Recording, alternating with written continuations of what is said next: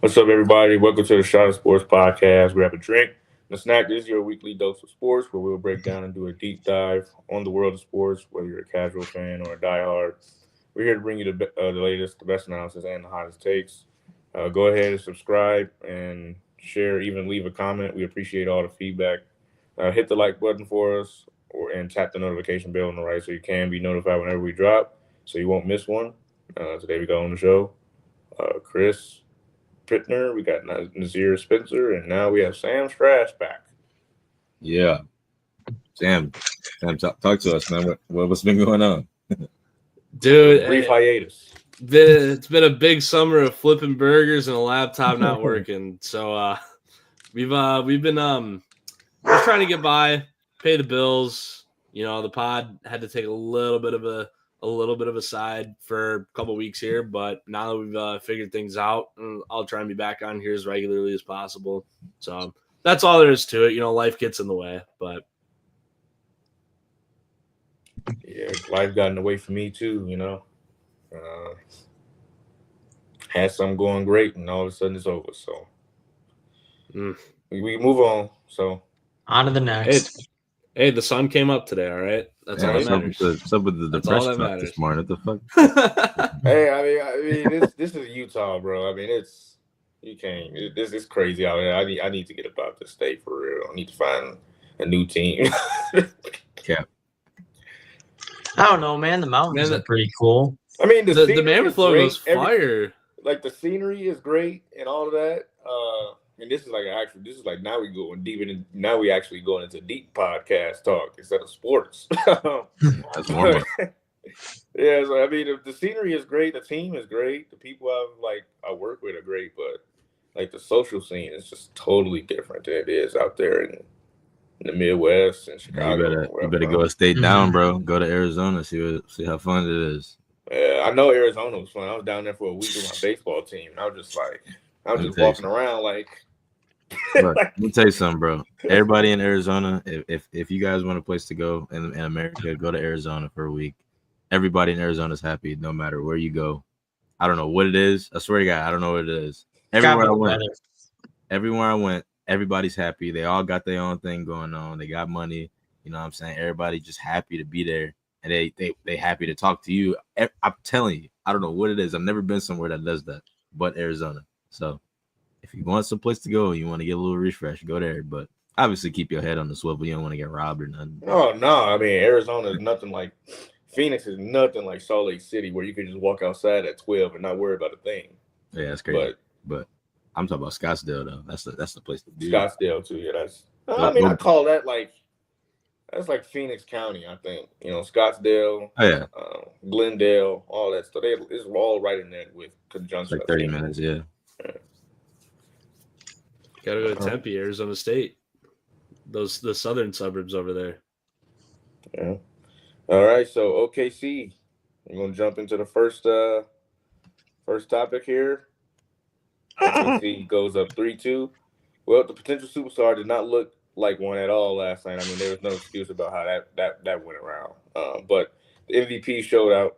OKC takes a 3-2 lead in which they commanded the game. So Indy, yes, they're in trouble, knowing as the series shifts back to Indy. But you could also say that there's a little bit of pressure on OKC to close the series out because you don't want to go into a game 7 where anything can happen. So, growing up, my favorite superhero is Batman. That is my guy. He kicks ass no matter what, but sometimes he needs a little help, and with that help, that brings in a Robin. Okay, now I say that because Shai Gilgeous-Alexander in this situation is considered Batman. He kicks ass no matter what team it is. Okay, offense, defense, doesn't matter. You put him against anybody, he's gonna drop 25 to 30 points on you. And then there's Jalen Williams. J-Dub, I like to call him. J-Dub dropped 40 points last night, absolutely torching everybody in the mid-range and the paint area, and even shooting a couple threes out there. And when I tell you that is one of the most dangerous duos I've seen in the finals in a very, very long time, it is one of the most dangerous duos, bro. They've had consistency throughout this entire series. They go hard no matter what. I mean, you can't ask for much more from what those two have given you when your third option isn't showing up very well in Chet Holmgren. Now, I will say on the other side, the joker of this scenery is Siakam because he's just killing everybody. I love Siakam. Pascal Siakam is one of my favorite players in the league. He always has been since 2019, and it's really showing that he needs a little help. His leader is not showing up, and that's Tyrese Halliburton. So my point kind of stands on this. That Tyrese Halliburton is not a superstar, not a hero that you can rely on in most of these situations because of the inconsistency that he brings to the team. That's why they went out and got Siakam, because of the inconsistency that the team was bringing in the organization. They weren't consistent enough to win in the playoffs, so they brought a champion, and that's exactly what we're getting right now. Now, you said pressure. My last point, you said pressure. OKC, yes, there's a little bit of pressure, but they just won in Indy on Friday. So, I mean, I wouldn't say there's a lot of pressure in that regard. But again, if they lose, what are the likely chances they're going to lose in OKC again? I don't think there's a very good chance. Not happening. I don't think it's not. I don't think it will happen. Yeah. Go ahead. They're 35-6 at home this year. Let's be real. This team is not losing this series anymore. Momentum is a real thing. All right. We've all known from playing our own sports in the past, however long it's been, right? Momentum is a real thing, right? OKC has all the momentum in the world right now, and they know that Indiana, not only will they have a chance to win at home and force a Game 7, but then they have to go back to Oklahoma City. They have to go back to OKC and make things happen. Oh, there's the Batman car, the Batmobile. That's what I was saying. That's the Batmobile for real. Why'd I call it the Batman car? What am I doing? Anywho, Oklahoma City, year in and year out, especially when this team is as good as they are right now, you go back to the early 2010s when they had the three of Russ, KD, James Harden, and then you had other role players like Serge, Enes Kanter, things like that. They are one of the toughest places to play as a road team in basketball. I think we can all agree with that. It's going to be one of the toughest tasks we will ever see an NBA team go through if not only can they win Game 6, that being the Indiana Pacers, but then have to go back to Oklahoma City where your back is not even against the wall. Your back is into the wall going up against Shea and J-Dub and Chet Holmgren. Aaron Wiggins is having a fantastic series. Cason Wallace just had double digits last night. The Dortcher Chamber is what we've been calling him all week, the last couple weeks. Lou Dort. Mm-hmm. He clamps anybody and anything. He's a little dirty with 2 legs that's in front of him. He's a ridiculous defender, and he had 9 points, 8 rebounds as well last night, 3-6 from 3. Lou Dort's a good 3-point shooter. He's a great 3-and-D wing. One of the best there is in this playoffs is Lou Dort. The Pacers, we've seen him do it, though. We've seen him come back from down double digits with like less than 2 minutes to go. Less than 2 minutes to go. We've seen him come back from down double digits. And last night in the third quarter, they really had momentum on their side. Momentum shifted back with Oklahoma City in the fourth quarter because that's just how that works when you're down in OKC at that arena. But we've seen the Pacers do it before multiple times this postseason against the Bucks, against the Knicks. I mean, I don't think that Oklahoma City is out of the water just yet. Well, no, but Indiana has a tough road on one of the greatest playoff runs we've ever seen, to be quite honest with you. A very tough road. Hey, what did I say at the beginning of this series? I said if the Pacers want to win, they will have to win in 7 games. That's it. They have to win in 7 games. Now they do. I mean, they have a chance. My dad was like Indy in 7 when he saw when he saw them like torch the Knicks right before they closed out the series. It was a game before that they went off and he was like Indy in 7 or something for the finals or something like that. But yeah, but what I don't understand is that Rick Carlisle doesn't put TJ McConnell in at all in the fourth quarter. What are we doing? Yeah, that was something I was thinking about throughout that fourth quarter was how McConnell didn't get in at all. He doesn't see the floor for at least a minute, 2 minutes. I'll tell you why. I mean, you got Halliburton who makes all these crazy shots at the end of the game. They thought they can maybe edge back a little bit and get But the thing is, last night, Yeah, but McConnell was able to get open, and agree. Halliburton was, because I don't know if it was because of his leg injury, Lou I don't Dort was believe just that. locking He him was on the down. floor. Cason Wallace was doing a good job. However, McConnell was the one who was creating instant offense for them. Every time he went on the floor, he was able to get open looks, even if he wasn't making them, which there was a couple that he missed. They were still a lot better shots than whatever Halliburton was going to be able to get them. And he was created like- that spark plug, which really ignited that comeback. And once they threw Halliburton back in, he just wasn't quick enough to be able to get to his spots and get good shots up. So I think in that spot, you almost gotta, if you're Carlisle, I see the dilemma where it's your, as some consider him a superstar, your all-star level player. Just, you have to play him, but at the same time, I feel like McConnell should have gotten some of those minutes, especially early in the fourth when they were really rolling. McConnell should have. I think McConnell should have really seen a lot of tick because they were down like I think 6 or 7. But who are they going to take out? Fourth. They're not going to take out Hallie. They're not going to take out Nembhard. Who are going to take out? Not going to take out Mathurin. Well, I mean, to begin the fourth quarter, you see how hot he is right now. I mean, you gotta at least think about it. No, I'm saying though, it was the clutch time when Hallie was in, which he shouldn't have been in. I agree. It should have been TJ McConnell with all those guys, all the starting lineup. But realistically, in those situations, we've seen it throughout the playoffs. You were talking about it last show, Jalen. Like we've seen this starting five be so dynamic in the fourth quarter.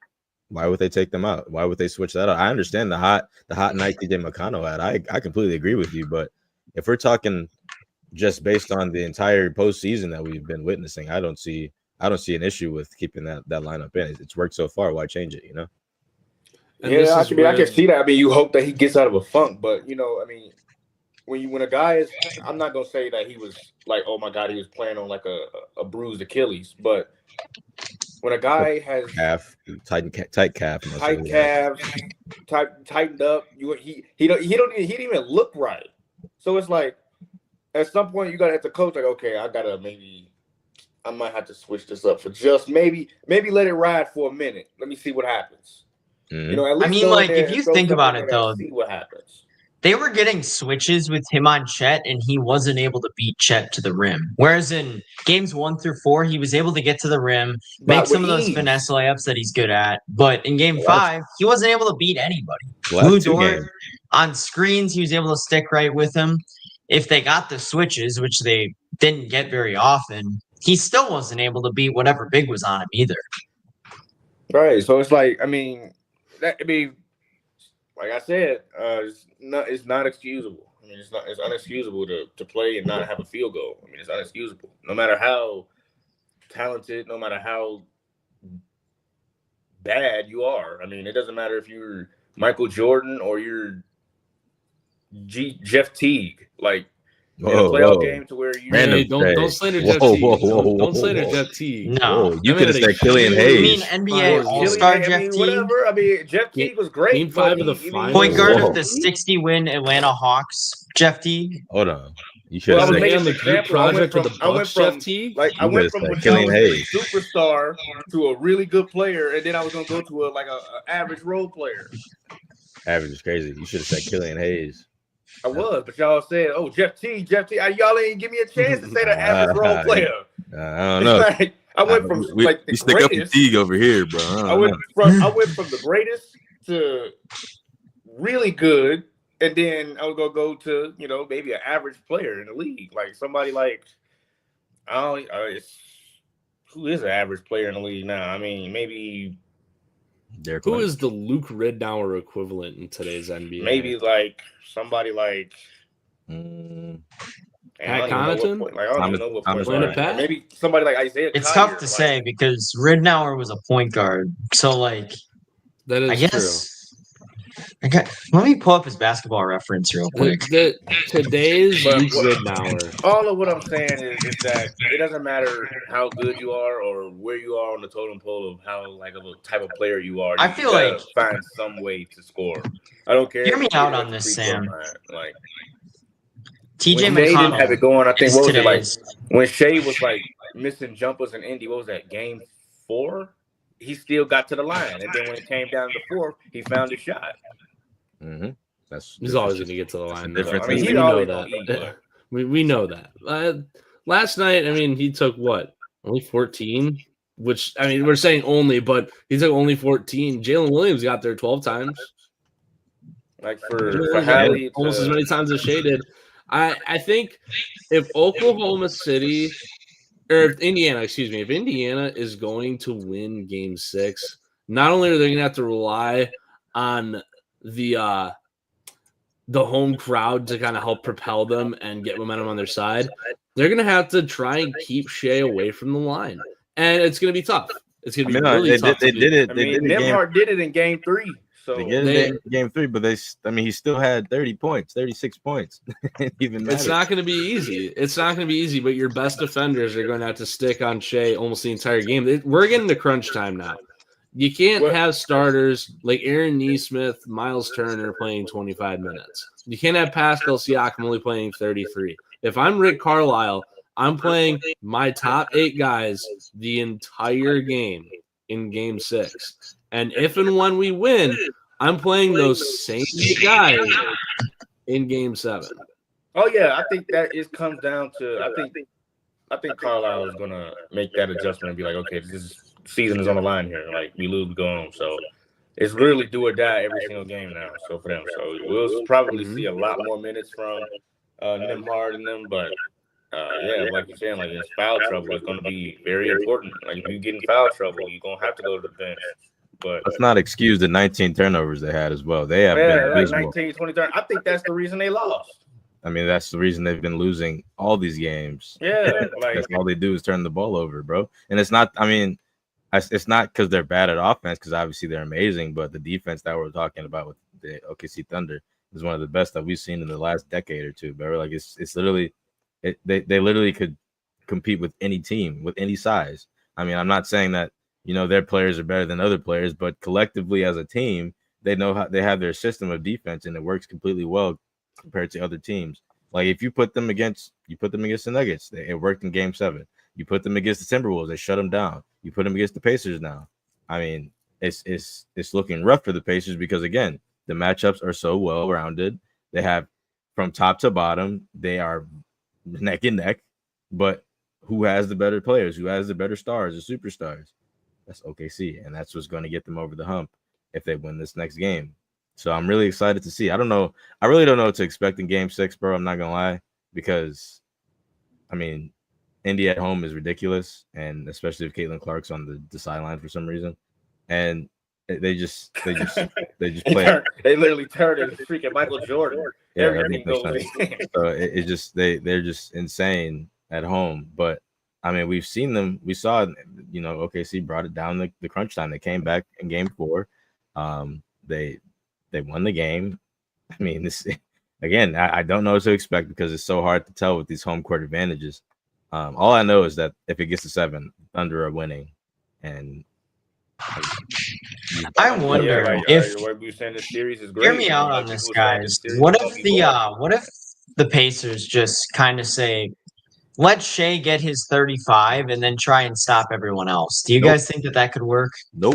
It could, but you can't really say that because Jalen Williams is going to be hard to stop. Like, nope, it's going to be hard because he gets to the line too. If you focus all your things on inside the paint, if you focus only on Shea, Chet's going to have a good game. Oh no, I'm saying the opposite. You focus on everyone, like you still play Shea with like one-on-one, but you focus on limiting everyone else's production. That's what I'm saying, though. If you focus mainly on Shea, everyone else is going to have a good game because the team is so deep. If you like, Jalen Williams is going to have a 30+ point game if they only focus on Shea, and if he doesn't, then Chet will. I mean, you can't focus on all of them at once because they're so good. I think what he's saying is we focus on Jalen Williams, Chet, Hardenstein. Those guys. I'm trying to say, like, let Shea get his 35 because it's going to happen whether you guard him super intensely or not. And then just try and hold J-Dub to 21, hold Chet to like 13, hold the rest of those guys under an X amount of points to try and just score more than them, knowing that Shea's going to get his 35 whether you try and send all your resources at him or not. And why? Good point. Then I mean, what if the Thunder do the same thing to them? Then I mean, that's the thing. That's the issue with this argument here. Honestly, I honestly think we don't know actually what's going to happen because that's just how good this series has been. I like where Chris is coming from with this. Yeah, but at the same I agree. I time, like it. It's like we have to worry about the defense. I like the idea, but then we might witness the first 60 burger in finals history. Like that's the risk you run. Yeah. With doing that, especially against such a ball dominant guard like Shea. That's the risk you run. It's a tough call. Rick Carlisle is a great coach, though. He's going to have to get crafty, and I really think the answer to the Pacers in Game 6 lies in playing everyone that isn't named Johnny Furphy. Thomas Bryant, Ben Shepherd, those guys. I mean, your main five: Siakam, Nesmith, Turner, Nembhard, Halley, and then Obi Toppin, TJ McConnell, and Benedict Mathurin whenever anyone else needs a break. That's what it's going to rely on for Game 6. That's who the Pacers need out there for Game 6. That's how the Pacers are going to win Game 6. Even getting Mathurin some more minutes. He's a good perimeter defender. If that's what you want out on the floor, let's say Shea's on a hot streak. He's got 10 of the OKC's last 12 points.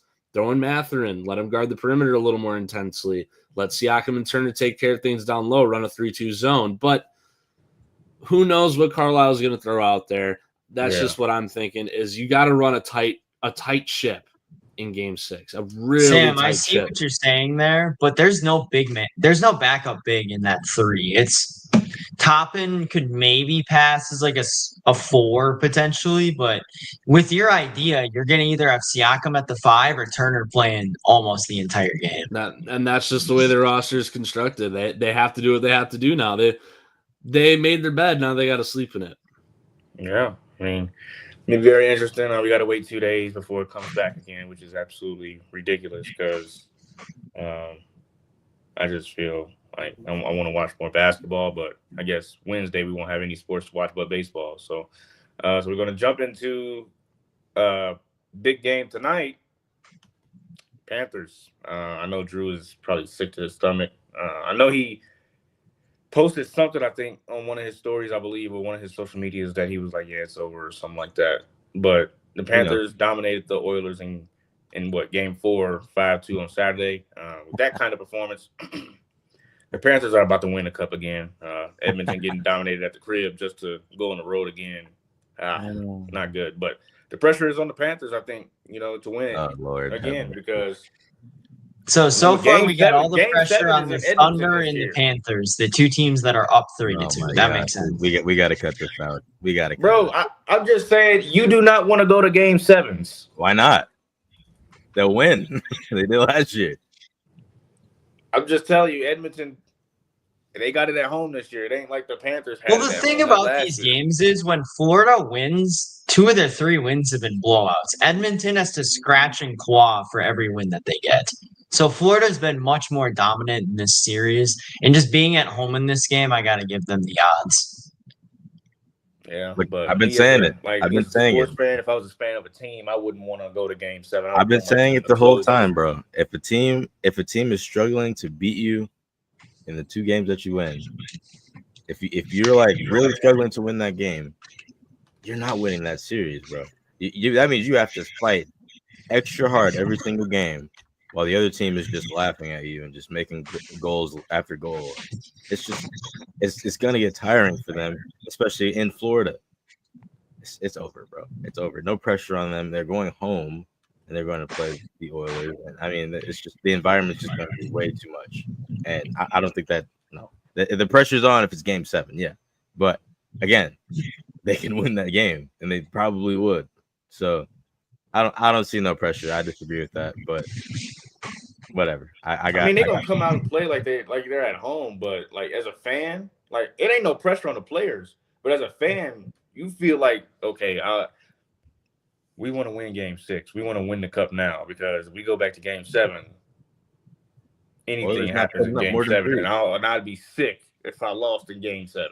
Oilers not putting. I told y'all this on Game 1. I remember telling you and Chris and Drew that if they go to Game 7, the Oilers are not putting up more than 3 goals. They're not even putting up 3. You know why? because the Panthers are going to shut them down and end it right then and there. It's not So I'm happening. rooting Because for the Sergei Panthers. Bobrovsky is one of the best goalies we've seen in a long time. Now, here's the thing.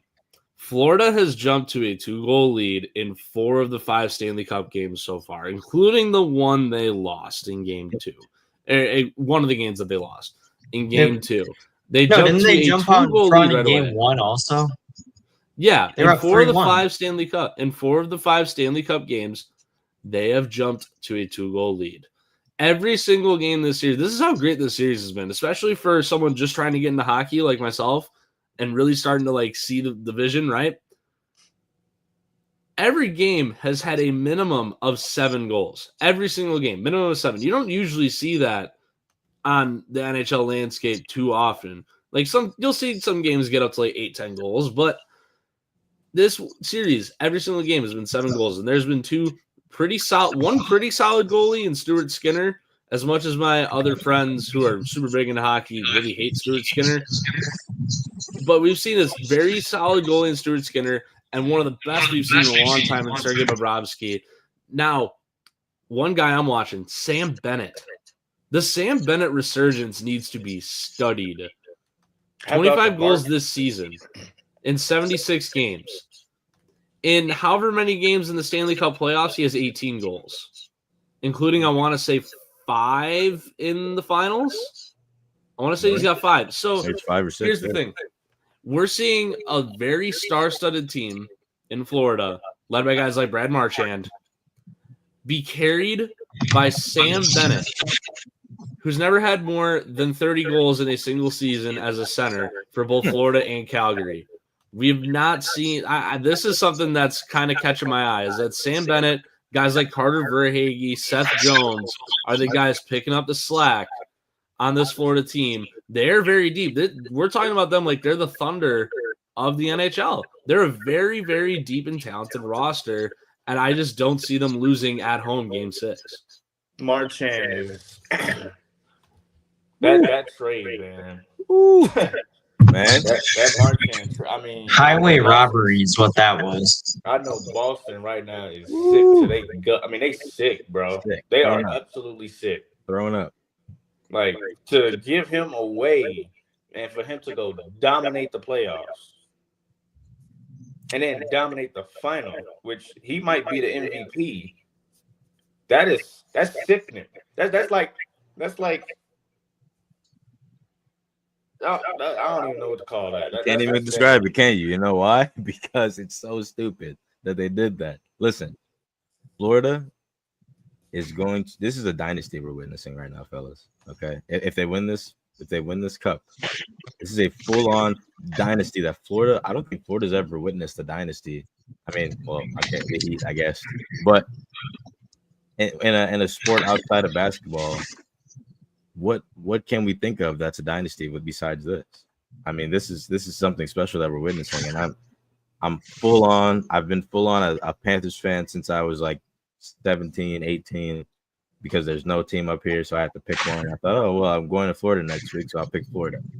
So I did, and I've been with them the entire time. And I'm just saying here that this is a dynasty, and this is the greatness that we're witnessing, and we're not going to see something like this for a very long time, because I think things are going to start getting more competitive as money starts flowing into the NHL, which will allow more players to come in, a lot better players to come in on these, crappy teams. This is something amazing that we're witnessing, and glad to be front of the line defending them with my life. Man, I don't got no words for what I'm watching right now. I mean, his impact is. Mm-hmm. I mean, the thing, his impact literally is probably like Siakam's with the Pacers. Like, he came in and they easily became great. Better. They became better, and Sam Bennett was there, and he wasn't getting. Well, I'm not gonna say he wasn't getting it done, because he got it done last season. I think it was last year. So, but that goes to show you, though, sometimes these trade deadline moves, they work out great.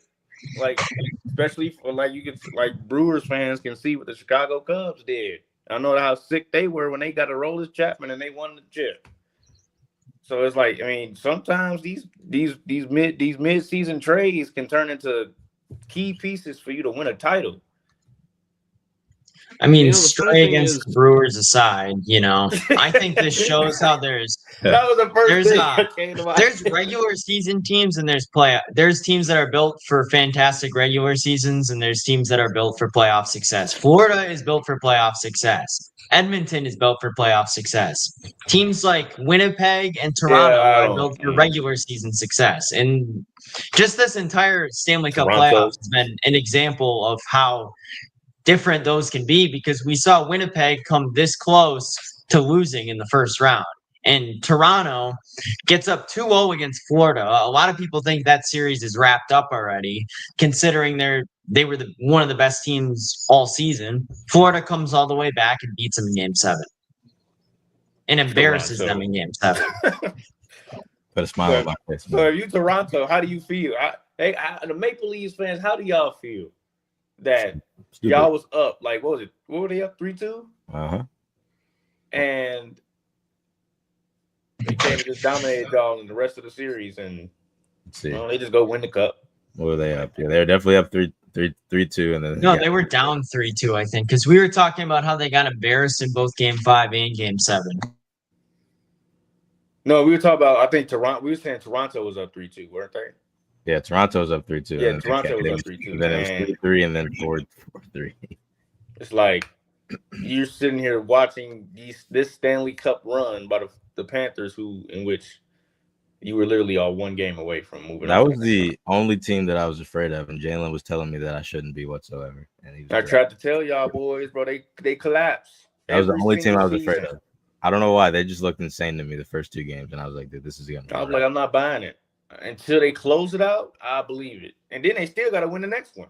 yeah. So I'm not believing. They wasn't making the finals. I mean, They well, weren't maybe making the finals.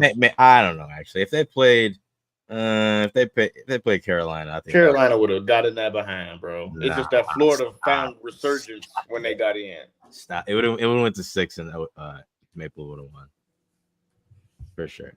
Maple versus Oilers would have broke the internet. Edmonton would have definitely won this series then. Oh yeah, but it would have been cool. A Canadian final would have been cool. I don't think NHL would have wanted that. They'd No. be like, "Oh, we want the American team in there too." You know, like we need to split the pie. You know, Yeah. We need more. So- We need more Canada teams in other sports. I think there should be a football team in Canada. That'd be cool.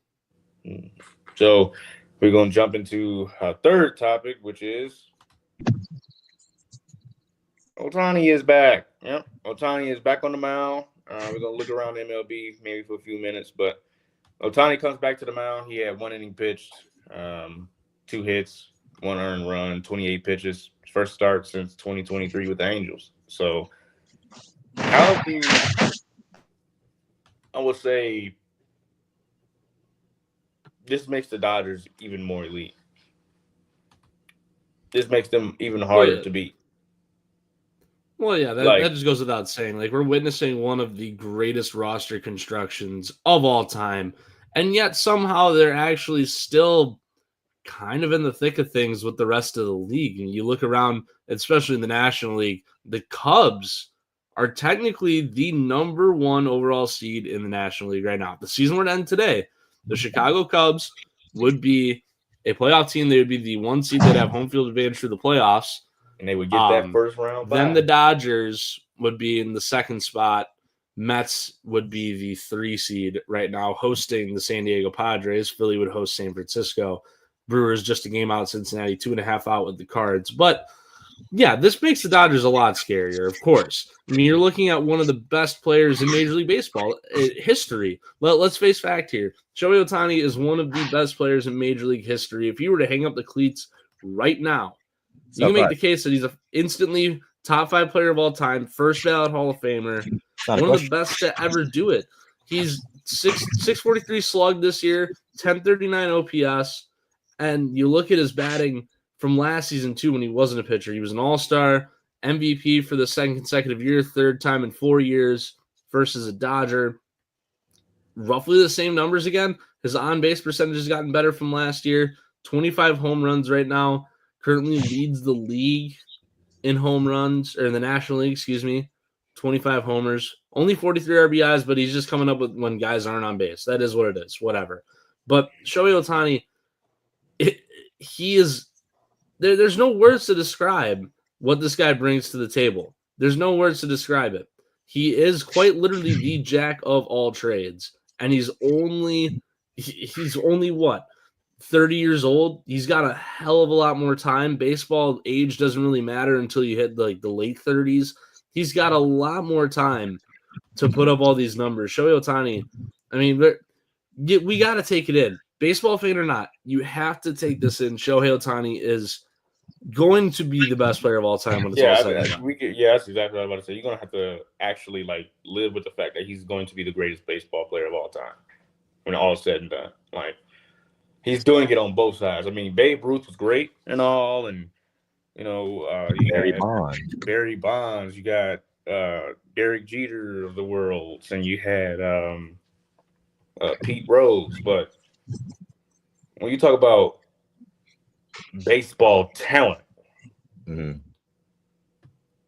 this guy is literally hands down the best baseball player we will probably ever see.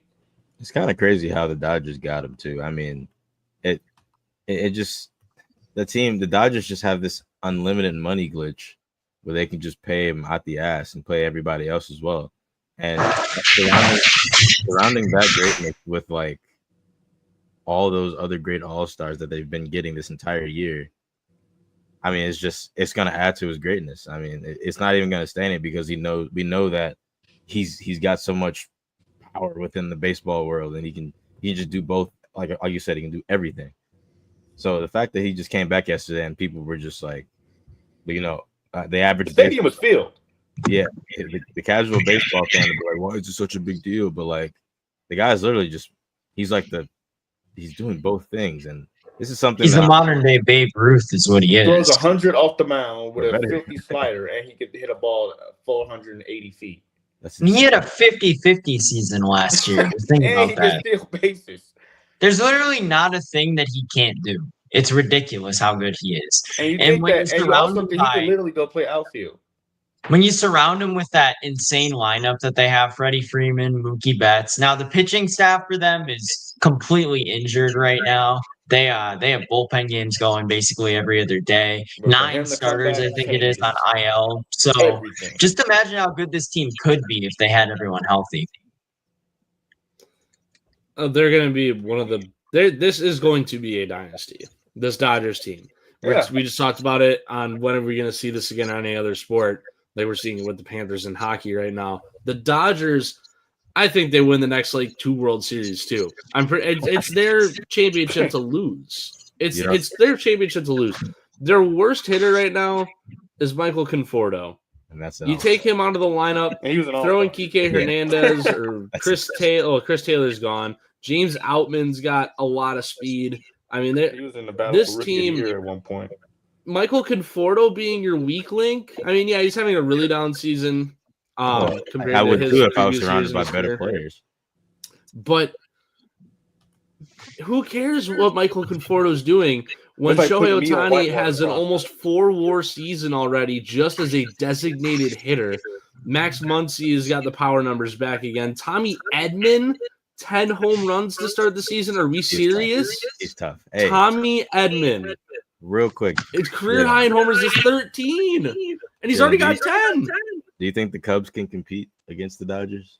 I need to currently constructed like how they play right now. Realistically, do you think they can compete with them? If they say the Cubs and the Dodgers somehow made the World Series, like going against each other. No, hypothetical world. NLCS, yeah. No, I'm just saying hypothetical world. Okay. They go to the World Series, they play against each other. You can think of it as a, you know, NL Central, you know, championship, whatever. The NLCS, yeah. If you want to realistically, do the Cubs stand a chance? Fully healthy, both teams. No, not even close. Fully if you look at the Dodgers, like 5th pitcher in their rotation, it would be an 8. Healthy? Hell no. Fully healthy. You don't think there's a chance in the world? Hell no. You got Ohtani, Blake Snell, And then you would have what's his Roki. name? Then you would have Tyler Yamamoto's Glasnow. got to be in there Then too. you'd have Clayton Kershaw. Those are the starting pitchers. Uh-huh. And then you see the lineup they have. Like, I mean, they maybe win one game, maybe two pushing it, but it wouldn't be really a series. I don't think. One is even pushing it. One is even pushing Now let's say it. But like, it, in your defense, though, Jalen, in defense of the Cubs, Craig Counsell did take a ragtag Brewers team in 2018 to 7 games against that year's Dodgers crew, That which Dodgers was team is nowhere near as also good as this very Dodgers good. team is. Correct, but that I team mean, was baseball still is baseball, but when very, you look at very it, good. like that's like OKC and the Thunder. I mean, the Thunder and the Pacers series. No one was giving them a chance, but they surprised you. But I'm not saying the Cubs can't surprise you, but it's going to be a heavy favorite. Like there's going to be nowhere in this world fully healthy, both squads, no trades at the midseason deadline that you can really say that the Cubs can absolutely compete on the same level as that team with that much. Like if you just look at all the careers and all the numbers, that's like almost 30, 40 all-star appearances on those all-stars, like on those lineups and then the pitchers. Even you ain't even talking about bullpens. Like Chris, let me just walk you through this here, Chris. This 2018 Dodgers team, this rotation was prime Clayton Kershaw, Alex Wood career season, Walker Buehler career season, Rich Hill career season, and Rich Hill was 38 when he was taking them out for them. He had a career season. Kenta Maeda career season. Ross Stripling in 33 games, a 3.02 ERA. Tell me when he ever did that again. Kenley Jansen, best closer in baseball, not named Josh Hader. Scott Alexander had a career season. Pedro Baez, the human rain delay, was terrific that year. Daniel Hudson. And then deep into their pitching bag, Hyunjin Ryu, a 1.97 ERA that year. And you look at the lineup, Yasmani Grandal, 24 homers. Cody Bellinger, 25 homers, finished, what was it? He was first in MVP the next year. He didn't get votes that year, but he had a terrific season. Chris Taylor, God, I hate that guy. Phenomenal season.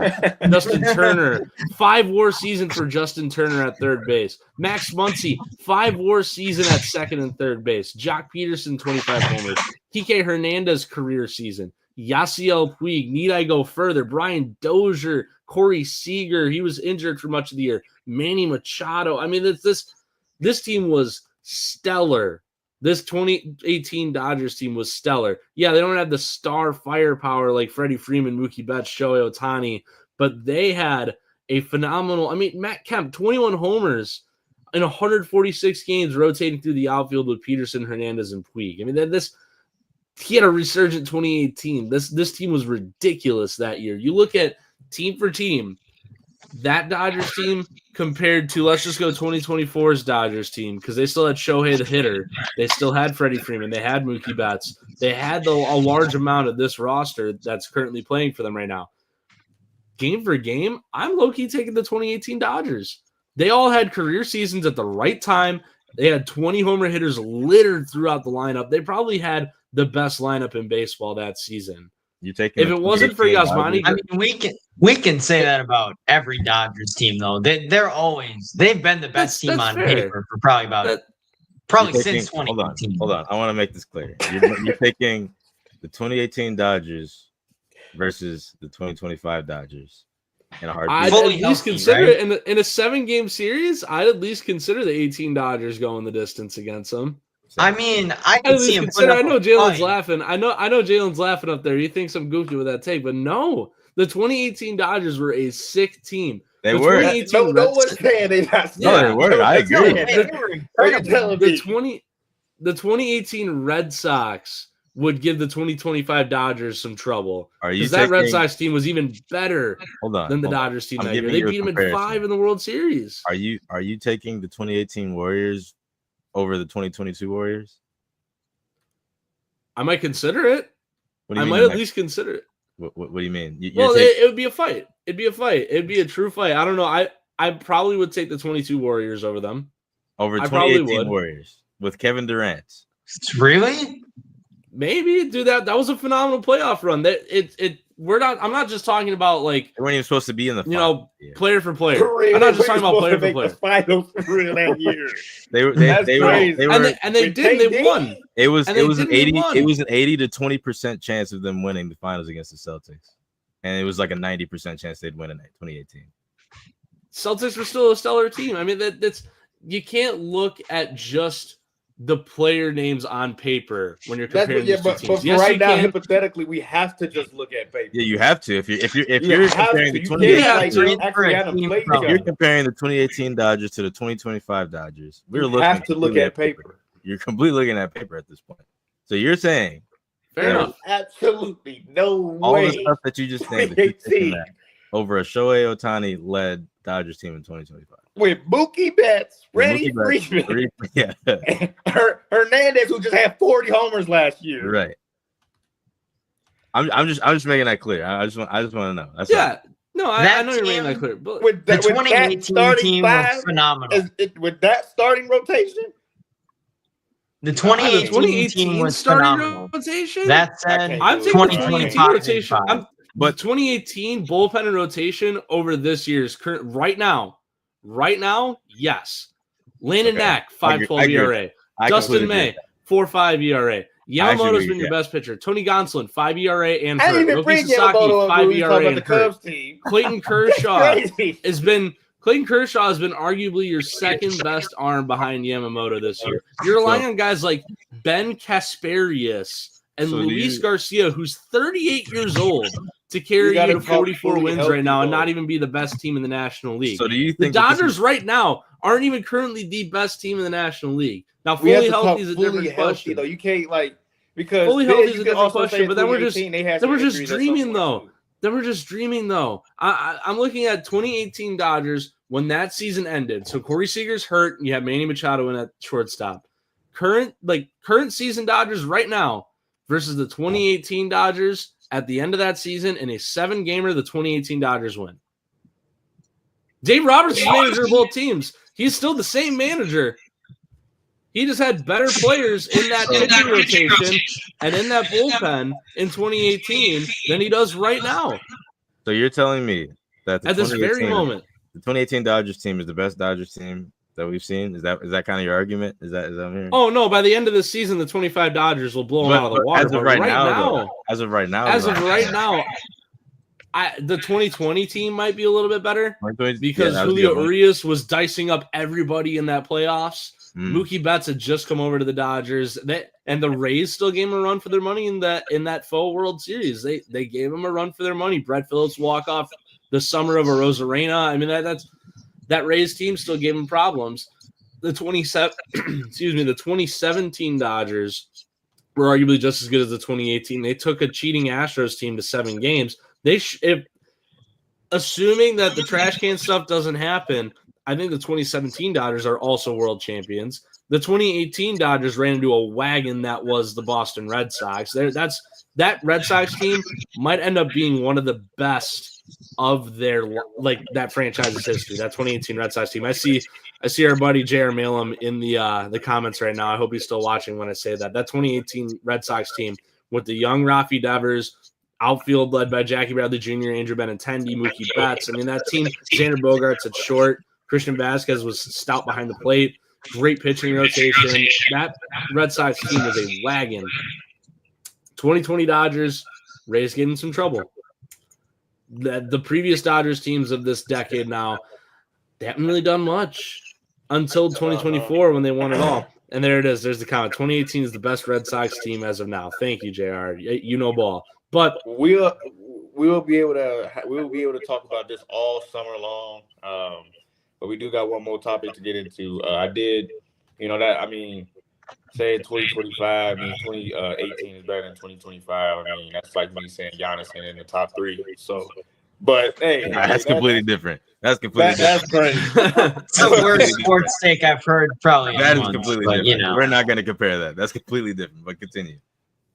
Oh yeah, but we're gonna jump into this last one, which is trades. Yes. Trades. Speaking of the Red Sox, all right. We got some What big were they trades doing? that we had over the past few days. That was really First, we bad. had Bane is heading to the Magic for a for plethora of picks. KCP, What is that? Cole Anthony, 4 first-round picks and a first-round swap. You telling me Yeah, this man's worth that's 5 5 picks. first-round picks and Cole Anthony and KC? Listen, That just resets the trade market for a guy like Giannis or Kevin Durant, right? At least. When you look at Kevin Durant at what 36 years old now, might not the 26. Suns he might not the Suns 8 first rounders. He averaged might. 26 If- this year. If that, especially if you're sending him to Minnesota, right? If you're sending Durant to Minnesota and that gets him a ring, that might be worth 8 first round picks right there. Just that alone. That guarantees you a ring next year. And if you're the Minnesota GM ownership group, Chris Finch, if you're looking at how your roster is constructed right now, and you know that Kevin Durant, adding him to this rotation into that starting 5, is going to guarantee you at minimum an appearance next year in the finals. He played You make 62 that move games and this you give year. him every pick you got. He played 62 games this year, averaged 27, and 27, 6, and 4. And 1 block and 1 steal a game. Look, Kevin Durant's gonna. I know they're not asking for much, but let's be real here. You can get a bag for him. He's still a top player in this league, averaging 27 at 36. What are we talking about? Who's doing that? No one. No one else is doing that. Not even Bron. Come on. What do we? This is ugly. This is really ugly. I don't know what the Memphis Grizzlies were thinking, or the Magic were thinking, the Orlando Magic were thinking, because that is. I get Desmond Bane is a great asset to your offensive, scheme. They were last in 3-point percentage, I'm pretty sure, or free throw percentage. One of those, I think it was 3-point percentage in the league this year. All that for one player. Desmond Bane, he's going to bring a great 3-point shot to that team. But man, giving up Caldwell Pope, one of your best defenders, and Cole Anthony, your best bench piece, and a bunch of picks for one guy that maybe can help you in the playoffs against maybe the Knicks or the Celtics, which I don't think will happen. If they're maybe the Celtics, now that they're falling apart a little bit, but the Knicks next year, the East is wide open. So maybe this is why that they're doing this trade. So it's going to be very interesting to see how they, pull that off. That starting lineup, though, let's talk about that. The Jalen Suggs, Desmond Bane, Franz Wagner, Paulo Banchero, and Wendell Carter Jr. That's a great 5. Well, we just got to worry about the bench. Who says they don't try and upgrade at center either? There's still a chance that they try and. I don't know if they'd have the cap space for it, but Miles Turner is going to most likely be on the market. Not saying that he'd want to go to a team like Orlando, but it's out there. Wendell Carter Jr. Well, is pretty now good. we can't even make that case now, calling them a team like Orlando anymore. Orlando's here. I've been talking about them for a couple of years now. I've liked that roster for a while. Big swings at him. There's going to be teams that take big swings at him. Well, of course there are, but I don't think we can just call them a team like Orlando anymore. They're going to be a perennial playoff team in the East for quite a while now.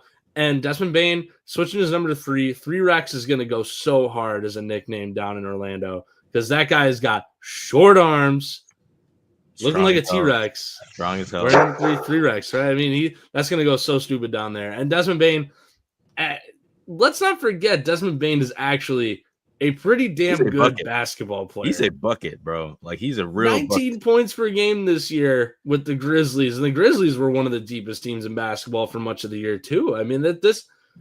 He was a terrific basketball player over in Memphis. He's a bucket. 32 minutes a game, 48.5 from the field, 40 from 3. He was almost a 50, 40, 90 player this year. He played 69 19 points, 6 boards, 5 assists. All right, he was healthy this year. Half a block and a steal.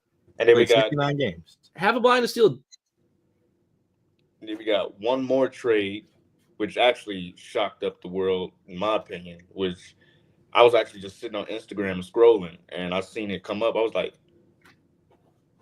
I had to make sure I looked at the top before I was like, oh, that's big. I had to look at who posted it. They said MLB Network. I was like, is this real? So I went into the comments, and they was like, oh, my God, they all going crazy. Then I clicked on the profile to make sure it was real. It was MLB Network. So Rafael Devers is headed to the Giants. Good trade. Red I'll be the Sox first to traded say it. Jose Bayo, Kyle Harrison, Jordan Hicks. Those 3 pitchers, and then we have James Tibbs III, a prospect as well. He's headed. They're headed to Boston while Devers heads to San Francisco.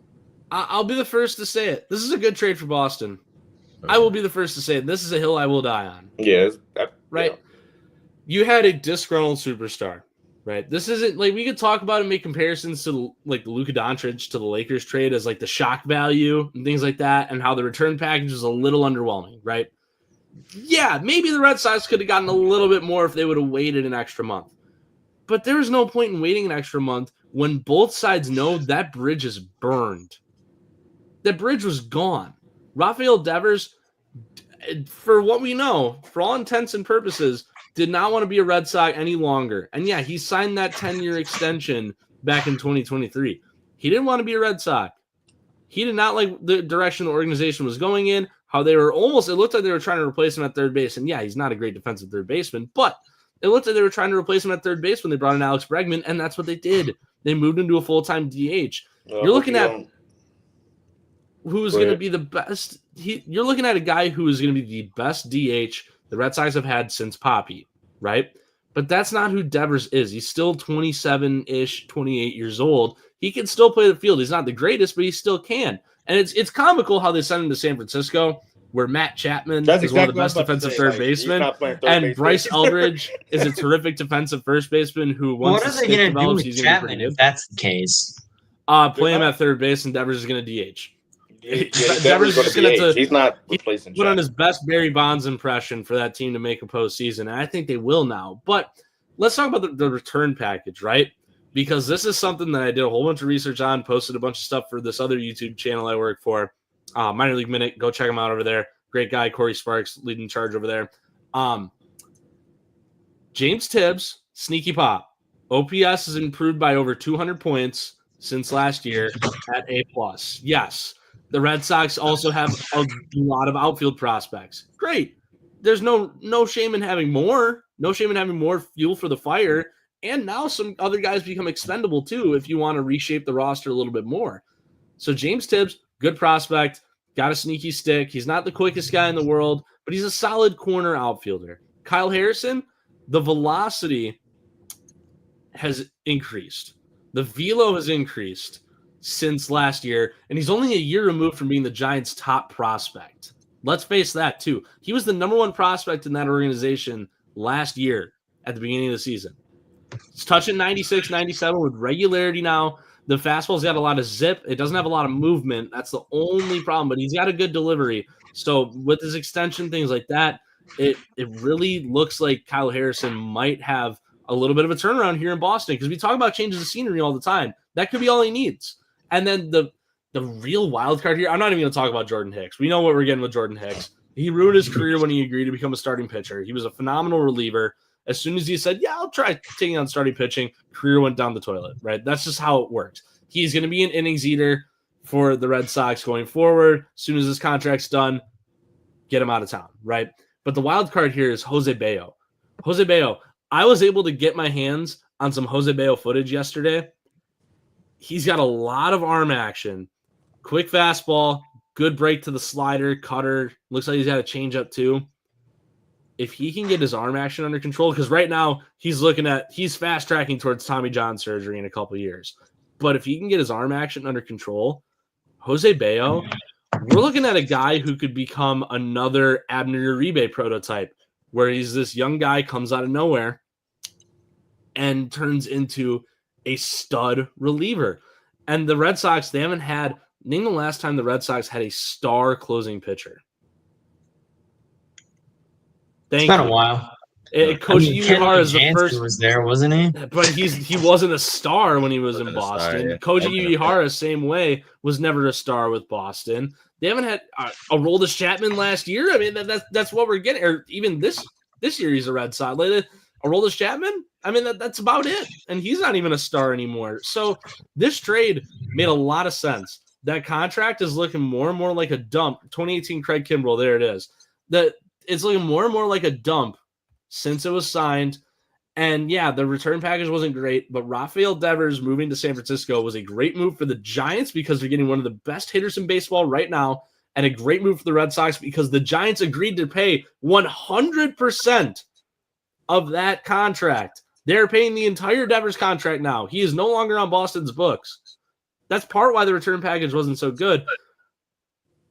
But Boston got a lot more talent than we're giving them credit for. That's all I'll say with that.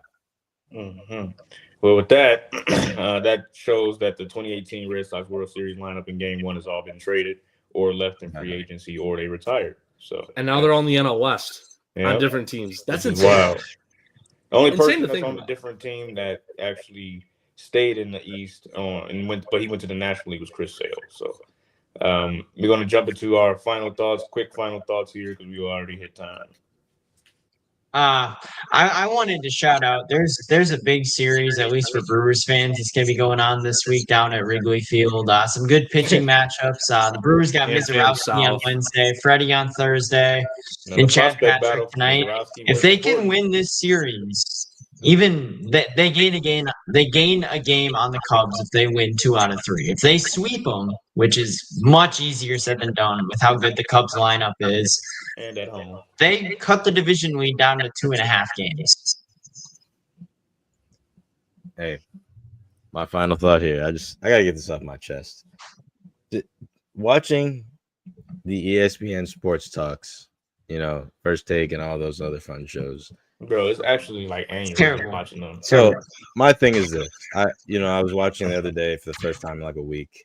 I mean, I watch it at work sometimes during my break because it's on the big TV. It's just I remember seeing this at work, and there's Stephen A. I love Stephen A.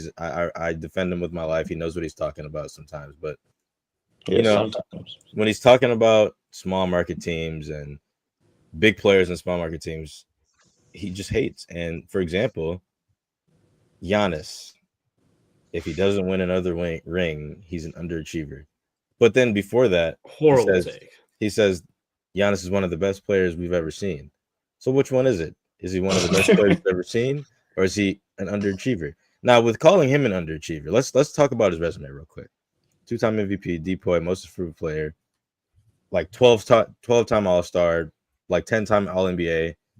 Hasn't been less than a first-team All-NBA his entire prime. Okay, and he's a Finals MVP, and won a Finals. I mean, if we're calling him an underachiever, Dirk's an underachiever. Hakeem's an underachiever. Dr. J. I mean, Allen Iverson. All these guys are underachievers then, because they either got none or they got one. Steve Nash. I mean, it's getting to a point, bro, where it's just like, why? Why are you even saying this stuff? Why are you talking about this stuff? Why are you trying to push this superstar out of Milwaukee, where if he's underachieving, I mean, he's overachieving in my opinion. Came from Greece, from selling sandals and stuff on the beach and stuff, and then coming to Milwaukee, playing high level basketball, getting them their first chip in 50 years, 60 years, 70 years, whatever it is. I mean, what is it that why are these bad takes just coming out of nowhere? Last night he even said, even clicks though, like it's rage bait. I don't even think it's even clicks at this point, bro. Because if you're clicks, at least you got to have some type of knowledge behind the topic. Like, they don't even talk about Giannis because he's in a small market. It's not even a small market anymore. It's like a medium market now. But it's not. NBA only looks at like I think John just said. I agree with. NBA only looks at championships. Bro, ring culture is ridiculous, bro. Giannis has every trophy in the league. He has an All-Star trophy for Pete's sake. It's turned into ring culture. Go ahead. Were you about to talk about why head coaches keep getting fired? Is that where you were going with that? No, okay, that's where I was going to go with it. That's why we keep seeing head coaches get fired, is because it's a ring culture now. If you don't win the championship, you are viewed as less than. It's ruining the game. Sphere of influence right now. That's how it works. My whole point of saying this is just like, we just got to stop. Like, he got like Jay Williams on First Take called him out and was like, we got to start structuring these conversations a little bit better because this is ridiculous. He said that's one of the most horrible takes he's ever had, because it is. And not only that, when on Get Up yesterday morning, when there's a Game 5 in the NHL tonight, baseball is in peak season right now. There's a lot of great things happening. The Devers Still trade talk about the just Lakers and happened LeBron. the night before. You NBA is talk going to about the Game Cowboys. 5 on their network that night, and they're talking about Dak Prescott. Mm-hmm.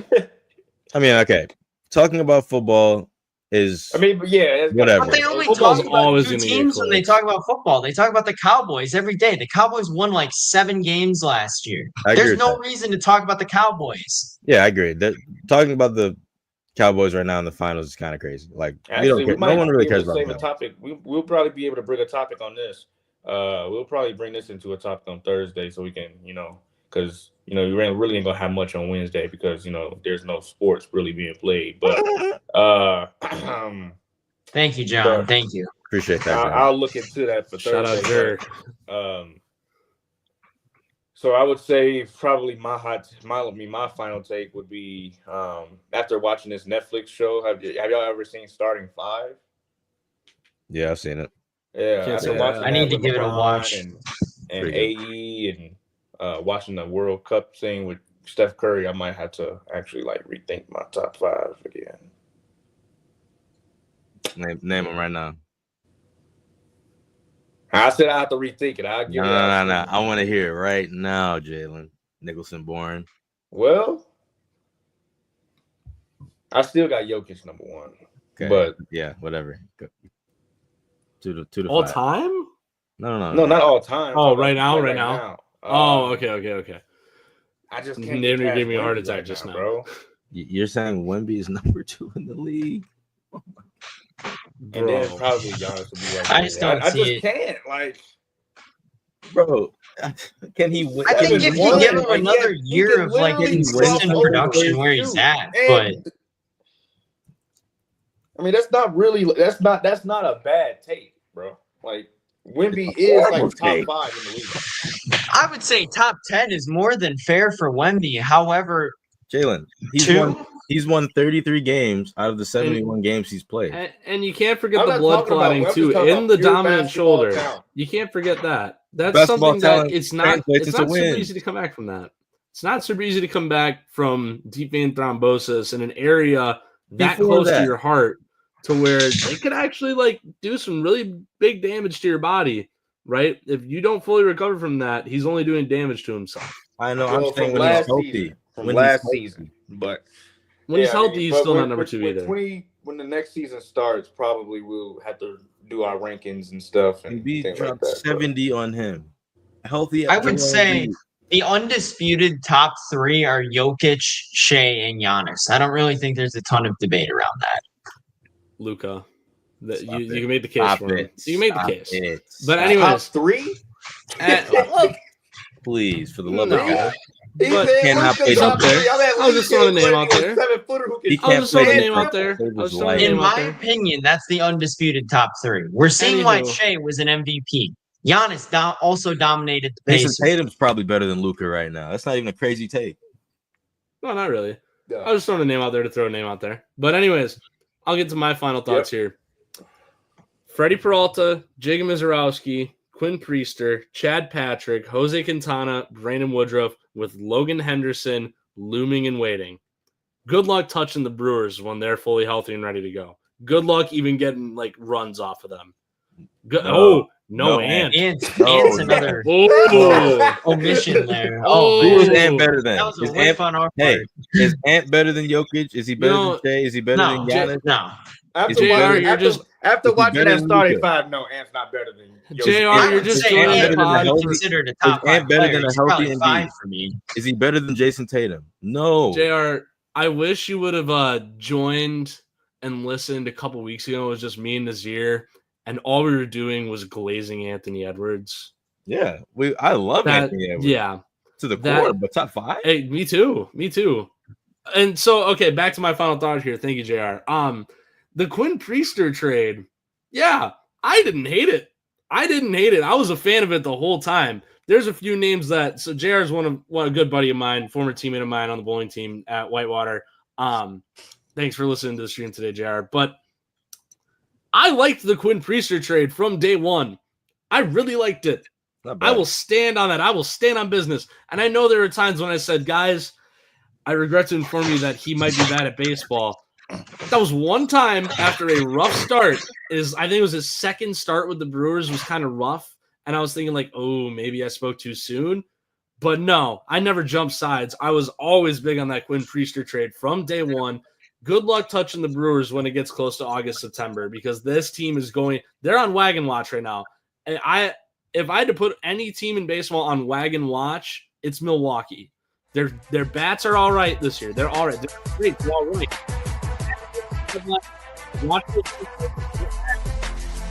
They're coming. Do not sleep. They are coming. Well, with that, we've come to hit the end of the show, everyone. We had a long one today, so we'll try to get to the topic and try to stay on time next time. But hey, we had some really good talk today. So please subscribe, like, share, and comment. Follow our podcast Make sure to page. shake, guys. Yeah, strike is crazy. Follow our And podcast page. And shake it. Thank you, bro. Follow our podcast page on other platforms on Spotify. We have an Instagram as well, TikTok. We will be posting shorts of this show. If you didn't see the whole show, we try to do polls and question boxes. You can always DM us on things you'd like to have answered. So with that, this was Shot of Sports, and we'll see you on Thursday. Make sure to subscribe.